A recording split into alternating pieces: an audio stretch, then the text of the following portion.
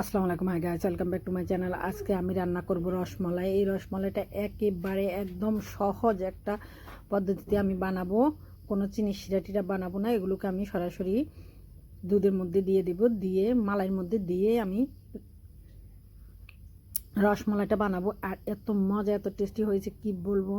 সবাই খেয়ে তো রসমালাইটা মহা খুশি। ঈদের সময় আমাদের অনেক কিছু বানাতে হয়, অনেক ঝামেলা হয়ে যায়, তার জন্য একেবারে সহজ একটা পদ্ধতিতে আমি রসমালাইটা বানিয়েছি। দেখুন, এখানে আমি 4 কেজি দুধ নিয়েছি। দুধটা আমি হালকা গরম করে নিয়েছি যেন আঙ্গুলের সয়। এরপরে আমি এটার সাথে একটা কাপের অর্ধেকটা দিয়েছি পানি আর অর্ধেকটা দিয়েছি ভিনেগার দিয়ে এভাবে নাড়াচাড়া করে এগুলোকে আমি 10 মিনিট ঢেকে রাখবো। 10 মিনিট পরে দেখুন এত সুন্দরভাবে এগুলো বসে গিয়েছে। বসে যাওয়ার পরে কলটা ছেড়ে, বেসিংয়ের কলটা ছেড়ে দিয়ে এর মধ্যে আমি এগুলোকে ছেঁকে ধুয়ে পরিষ্কার করে নিচ্ছি। নিয়ে একটা কাপড়ের মধ্যে এগুলোকে আমি 6 থেকে 7 ঘন্টা ঝুলিয়ে রাখবো। দেখুন এইভাবে চেপে চেপে পানিগুলো ফেলে দিচ্ছি। ফেলে দেওয়ার পরে এগুলোকে আমি 6-7 ঘন্টার মতো ঝুলিয়ে রাখবো যেন একেবারেই সম্পূর্ণ পানি ঝরে যায়। কোনো প্রকার যেন, দেখুন এগুলোর ভিতরে একটুও পানি নেই, সবগুলো পানি একেবারে সুন্দরভাবে ঝরে গেছে। এবার এগুলোকে আমি হাত দিয়ে এভাবে 10 মিনিটের মতো ভালোভাবে মুথে নেব। আমরা ঈদের আগের দিন রাত্রে এটা বানিয়ে তুলে কিন্তু সকালবেলা এগুলোকে সার্ভ করতে পারি। অনেক সুন্দর মিষ্টিগুলো হয়, খেতেও কিন্তু অনেক মজা। এইভাবে দেখুন আমি সবগুলোকে প্রায় 5 থেকে 6 মিনিটের মতো ভালোভাবে এগুলোকে মেখে নিয়েছি।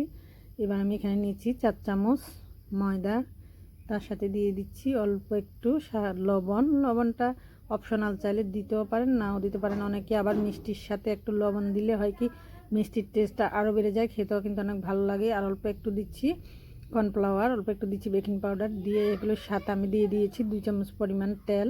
এবার এগুলো দিয়েছি সাদা এলাচের গুঁড়া, শুকনো উপকরণগুলো সবগুলোকে ভালো করে মেখে এবার আমি দেখুন এগুলোকে আবারও এগুলোর সাথে মুথে নিচ্ছি ভালোভাবে।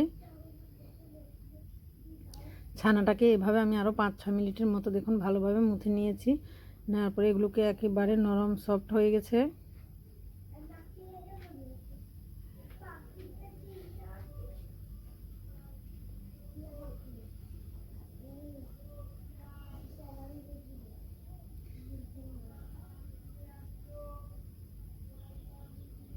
এবার এগুলোর সাথে আমি দিয়ে দিব একটা ডিম। ডিমটা দিলে হয় কি অনেক সময় মিষ্টি যখন আমরা ছানার মধ্যে কিংবা দুধের মধ্যে দিয়ে মালার মধ্যে দিয়ে ফুটাতে থাকি তখন কিন্তু মিষ্টিগুলো ভেঙে যায়। আর মিষ্টির উপর দিয়ে কিন্তু অনেক সময় দেখা যায় কি ফাটা থেকে যায়, যতই গোল করি গোল হয় না। এই ফাটাটা বদ্ধ হয়ে যায়, উপর দিয়ে অনেক সুন্দর ময়শ্চারাইজার হয়ে যায়। আর মিষ্টিগুলো অনেকক্ষণ ফুটালেও কিন্তু মিষ্টিগুলো ভাঙে না। এর জন্য আমি ডিমটা দিয়ে দিয়েছি। ডিমটা খুব দিলে মিষ্টিটা খুব আঠালো হয়, সহজে নাড়াচাড়া করলেও ভাঙে না। ডিমটা দেওয়ার পরেও আমি আবার 2-3 মিনিট দেখুন ভালো করে এগুলোকে মিক্স করে নিয়েছি ডিমটার সাথে।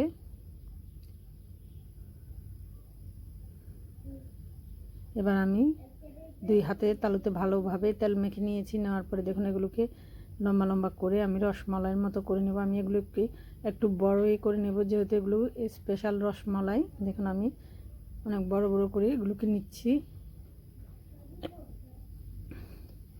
এইভাবে আমি সবগুলোকে বানিয়ে নেব। প্রায় আমার এখানে 40টার মতো হয়েছে 4 কেজি দুধে।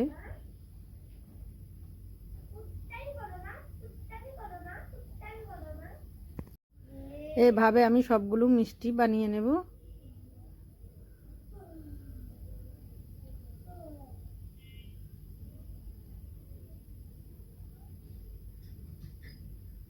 ডিমটা দেওয়ার কারণে দেখুন উপর দিয়ে একটু একেবারে ফাটাফুটা নেই, একেবারে সমান, এত সুন্দর উপর দিয়ে একটা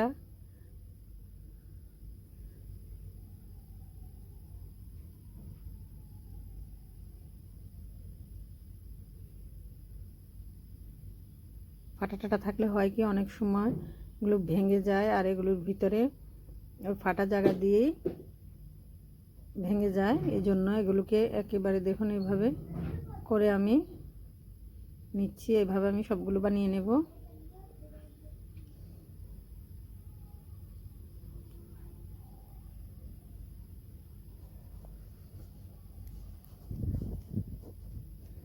হয়ে গেছে আমার সবগুলো মিষ্টি বানানো। এবার এগুলোকে আমি দিয়ে দিব মালাইয়ের মধ্যে। এবার দেখুন আমি মালাইটা তৈরি করতেছি, যেহেতু এগুলো আমি রসমালাই বানাবো, তাই যেন একেবারে পুরোপুরি দোকানের রসমালাইয়ের মতো কালার হয়, ওই জন্য আমি এখানে ক্যারামেলের মধ্যে দুধটা দিব। চিনিটা আমি চুলের উপর বসিয়ে দিয়েছি, আর চিনিটা গলতে শুরু করেছে। এই সময় কিন্তু নাড়া বদ্ধ করা যাবে না, দেখুন এই সময় নাড়তেই হবে।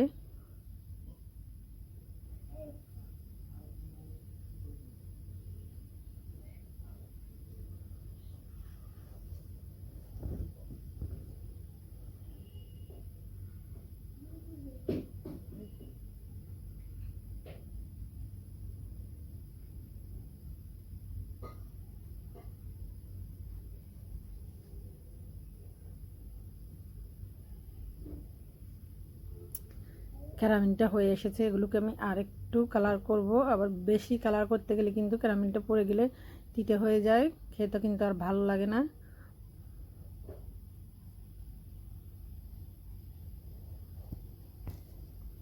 দেখুন ক্যারামেলের কালারটা হয়ে গেছে। এবার আমি এগুলোর সাথে দিয়ে দিচ্ছি দুধ। এখানে আমি নিয়েছি 2 কেজি দুধ।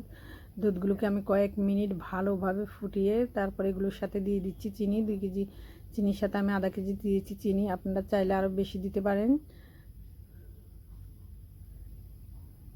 তারপরে এগুলোকে ভালো করে নাড়াচাড়া করে সবগুলো ভালোভাবে মিক্স করে নিয়েছি। আমি এখানে দেখুন কিন্তু আলাদা কোনো মিষ্টির জন্য শিরা তৈরি করি নেই, আমি একেবারেই দুধ আর চিনির শিরাটা একসাথেই করে দিয়ে দিয়েছি। দেওয়ার পরে এগুলোকে আমি সবগুলো মিষ্টি দিয়ে 10 মিনিট আমি ঢাকনা দিয়ে হাই হিটে জাল দিয়েছি। এবার ঢাকনাটা উঠিয়ে 10 মিনিট দেখুন আমি এভাবে জাল দিতেছি। দেওয়ার পর দেখি কি এগুলো একটু গাঢ় হয়ে গেছে। এবার উপর দিয়ে আমি দিয়ে দিব 1 কাপ গরম পানি। মিষ্টিটার মধ্যে কিন্তু এখন আর ঠান্ডা পানি দেওয়া যাবে না। দেখুন আমি দিয়ে দিচ্ছি 1 কাপ গরম পানি।